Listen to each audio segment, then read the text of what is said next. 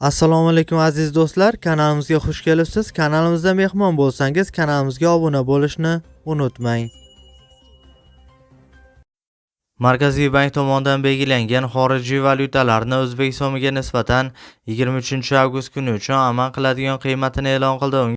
Rossiyadan O'zbekistonga pul yuborish endi yanada qulay va tushunarli. Anjirpay moliyaviy ishlaringiz uchun yagona ilova. Rossiyadagi bank kartalaridan Humo, Uzcard va Visa kartalariga pul o'tkazmalari, shuningdek naqd pul yuborish xizmati ham mavjud. Kommunal xizmatlar, internet, TV, jarimalar, soliq va kredit to'lovlari 24/7 qo'llab-quvvatlash xizmati. Anjirpay Rossiyadan O'zbekistonga qulay pul o'tkazmalari. Ilovani barcha platformalardan yuklab oling.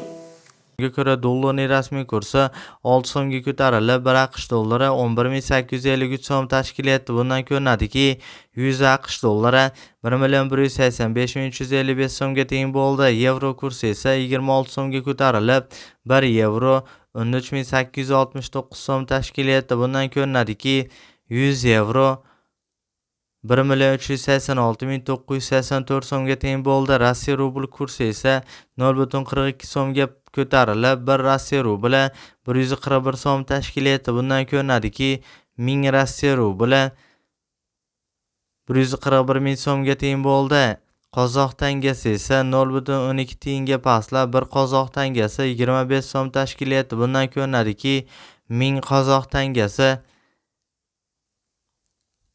25.810 so'mga teng bo'ldi. Eslatib o'tamiz, O'zbekistondagi har kunlik dollar, yevro, rubl hamda Qozog'iston tanga kurslarini kuzatib borishni istasangiz, kanalimizga obuna bo'lib, qo'ng'iroqcha tugmachasini bosib qo'yishni unutmang.